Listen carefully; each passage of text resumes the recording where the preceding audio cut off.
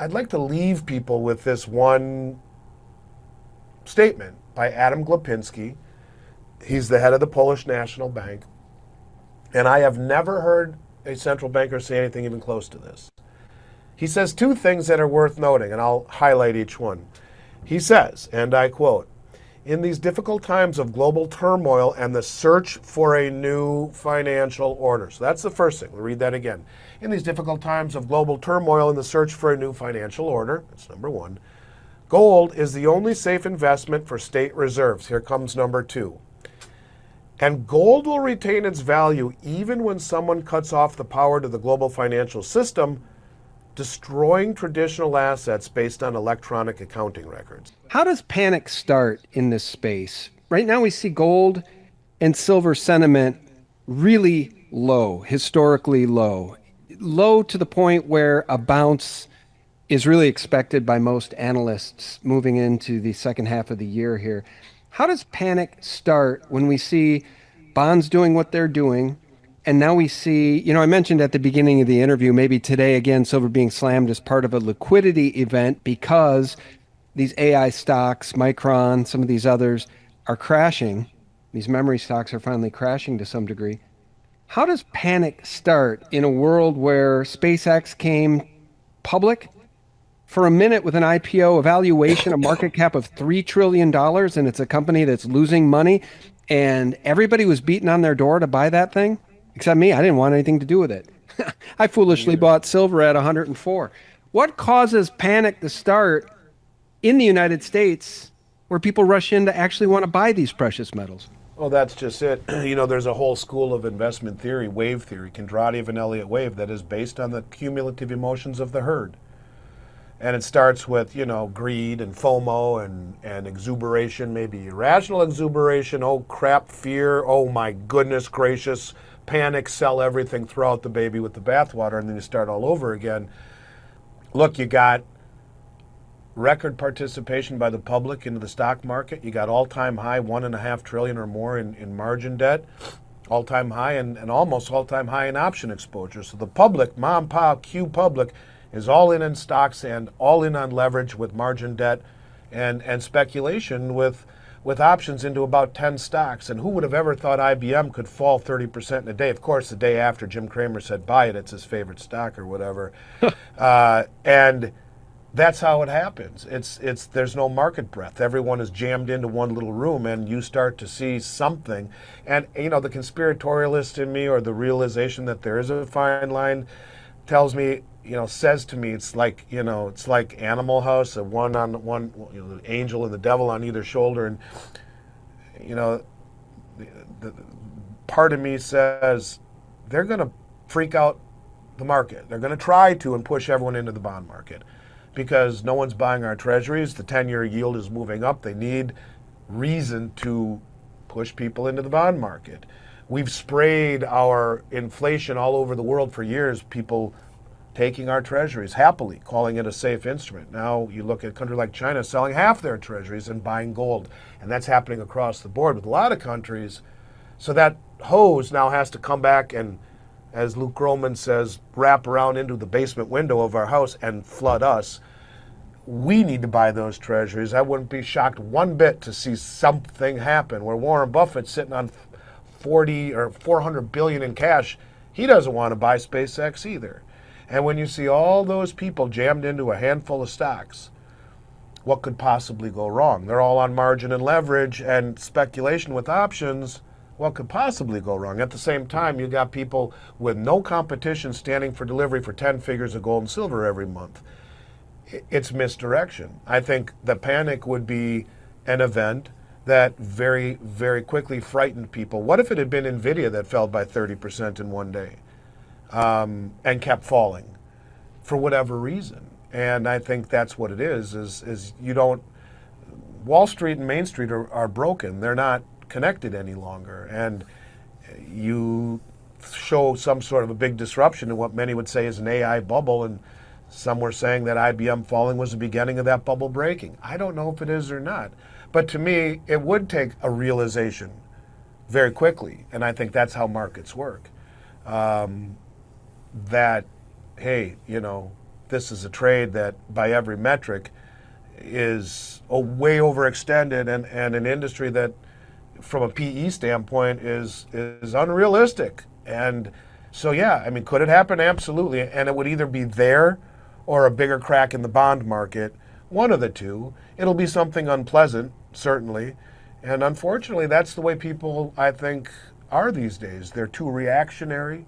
They don't see a big picture. But the central banks do, who've been buying for 9 straight years, who bought more the first quarter than any time in history and lied at that by a factor of 15. So the big money is already positioning, and has for quite some time, as the public is jammed into one little shotgun shot. One shotgun shot will blow up all 9 or 10 of those stocks in from a metaphorical perspective. Wouldn't be hard to create that panic very quickly and to shove everyone into the bond market very, very quickly. And for that matter, into gold. And maybe ultimately they want gold to go higher. They've been accumulating the hell out of it. We don't know who they is. What if it is the U.S. government? And they want gold to go higher, to devalue the dollar, to sell that gold to the Treasury. Again, I'm adding in a lot of supposition, Sean. I understand that, but there's so much that just doesn't make sense if you don't at least try and connect the dots, look at all the facts and say, absent a conclusion, nothing else really makes sense, because the people spending all this money on gold and silver certainly don't seem to care by the price drop. In fact, it just incentivizes them to buy more. Like the head of the Polish National Bank said, that these pullbacks are what is, they're happy, they're buying more. But let me read to you this one thing that he said. Because, and the one thing about buying gold, he said, we've consistently been buying gold, taking advantage of the recent price drops, Adam Koplinski said at a current press conference. But I'd like to leave people with this one statement by Adam Glapinski. He's the head of the Polish National Bank. And I have never heard a central banker say anything even close to this. He says 2 things that are worth noting, and I'll highlight each one. He says, and I quote, in these difficult times of global turmoil and the search for a new financial order. So that's the first thing. We'll read that again. In these difficult times of global turmoil and the search for a new financial order, that's number 1, gold is the only safe investment for state reserves. Here comes number 2. And gold will retain its value even when someone cuts off the power to the global financial system, destroying traditional assets based on electronic accounting records. Let me just read all this one more time. Oh, that's interesting.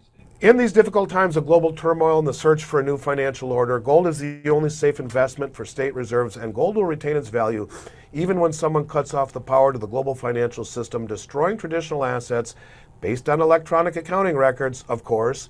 We don't assume this will happen, but as the saying goes, forewarned is forearmed, and the Central Bank of Poland is required to be prepared for even the most unfavorable conditions. I mean, when have you ever heard a central banker say anything even close to that? That's wild. Can I just interject and say that reminds me of the conversation I had years ago with Bix Weir regarding Seed and Company, the settlement of stocks on a daily basis, who actually owns the stocks. The shares are not in your name, they're in the broker's name.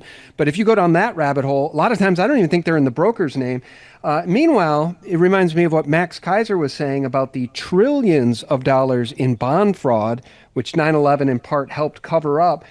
That is actually very plausible, that they just pull the plug on the whole thing at some point, and that could be, quote unquote, the event. Now, I'm not making any bets that it's going to get that bad, but it is possible. That's very interesting. Yeah, The last thing, that's the go thing. ahead. It's possible, and it just makes you think, right? Yeah, 1,000%. And I want to be respectful of your time.